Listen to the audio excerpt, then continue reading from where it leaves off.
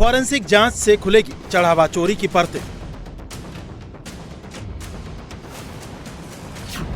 चढ़ावा चोरी के आरोपियों के मोबाइल से निकलेगा राज।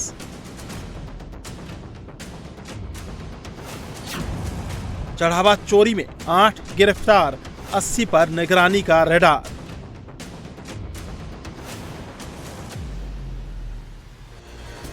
चढ़ावा चोरी मामले में पुलिस की रडार पर सिर्फ चंपत राय और पकड़े गए 8 आरोपी ही नहीं है। इस मामले में कम से कम 70 से 80 लोग जांच के दायरे में है। सबको नोटिस भेजा गया है। तो राम मंदिर चढ़ावा चोरी मामले की जांच के बीच लंबे समय से अयोध्या में तैनात वायरलेस विभाग के रेडियो मेंटेनेंस ऑफिसर अर्जुन देव पर गाज गिरी है। आरएमओ अर्जुन देव का ट्रांसफर कर उन्हें गोरखपुर भेजा गया है। अर्जुन देव 2009 से अयोध्या में तैनात थे और पिछले करीब 17 सालों में उनका कई बार ट्रांसफर हुआ, लेकिन हर बार वो अपना ट्रांसफर रुकवाने में कामयाब रहे। बताया जा रहा है कि अर्जुन देव राम मंदिर परिसर के वायरलेस सिस्टम और सीसीटीवी निगरानी व्यवस्था के प्रभारी थे। एसआईटी की रिपोर्ट में अर्जुन देव की भूमिका को लेकर भी सवाल उठाए गए हैं। रिपोर्ट के मुताबिक आरएमओ अर्जुन देव अपनी तय जिम्मेदारियों से आगे बढ़कर वीवीआईपी दर्शन की व्यवस्था और मंदिर प्रबंधन से जुड़े कई कार्यों में शामिल थे। सूत्रों के मुताबिक ट्रस्ट के कुछ पदाधिकारियों से करीबी का लाभ उठाकर आरएमओ अर्जुन देव ने कई बार अपना ट्रांसफर ऑर्डर कैंसिल करवाया। आरएमओ के ट्रांसफर को राम मंदिर चढ़ावा चोरी मामले की जांच और प्रशासनिक कार्रवाई में अहम माना जा रहा है। इधर चढ़ावे की चोरी की जांच का दायरा उन बैंक्स तक भी पहुंच गया है जहां राम मंदिर ट्रस्ट के खाते हैं। एसबीआई, बैंक ऑफ बड़ौदा और केनरा बैंक समेत करीब 6 बैंकों को नोटिस भेजा गया है।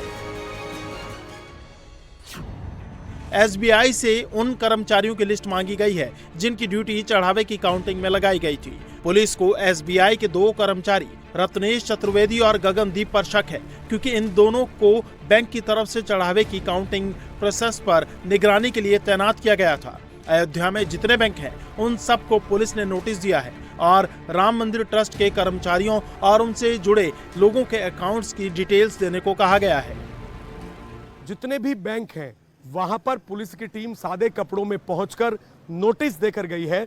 जो एसबीआई बैंक है, राम लला मंदिर के जो ट्रस्ट है उनके अकाउंट्स हैं इस एसबीआई बैंक में।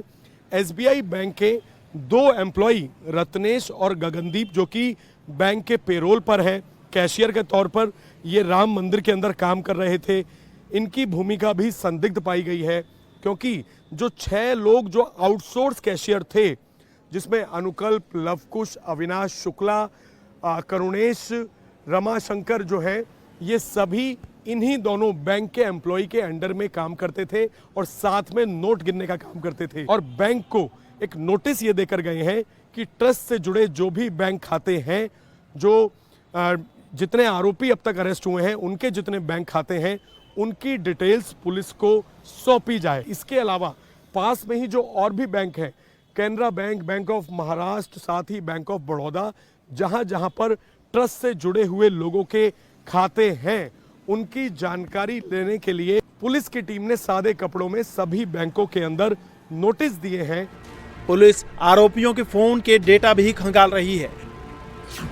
पकड़े गए आरोपियों ने अपने फोन से व्हाट्सएप चैट्स क्यों डिलीट कर दिए? उन चैट्स में ऐसा क्या था जिसे छिपाने की कोशिश हो रही है? इन सवालों के जवाब के लिए सभी 8 आरोपियों के मोबाइल फोन के फॉरेंसिक जांच की तैयारी है। वहीं 8 चढ़ावा चोरों की जुडिशियल रिमांड 14 दिनों के लिए बढ़ा दी गई है। अब सभी 8 आरोपी 13 जुलाई तक जेल में रहेंगे। सोमवार को इन आरोपियों की वीडियो कॉन्फ्रेंसिंग के जरिए एंटी करप्शन कोर्ट में पेश किया गया। पेशी के वक्त अयोध्या पुलिस ने आरोपियों की रिमांड की मांग नहीं की है। हालांकि इन आरोपियों के खिलाफ पुलिस की जांच जारी है। घरों की तलाशी चल रही है। पुलिस ने आरोपियों के घर से कई अहम डॉक्यूमेंट्स जब्त किए हैं। इनमें जमीनों के रजिस्ट्री के कागजात, प्रॉपर्टी के डॉक्यूमेंट्स और अलग अलग बैंकों की पासबुक्स शामिल हैं।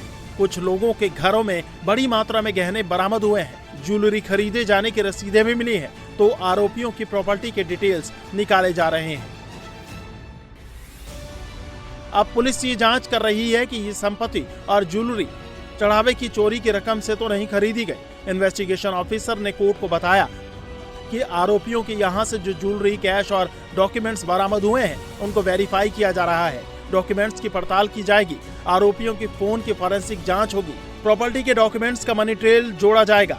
इसके बाद पुलिस सवालों की लिस्ट तैयार करके आरोपियों को पूछताछ के लिए रिमांड पर लेगी।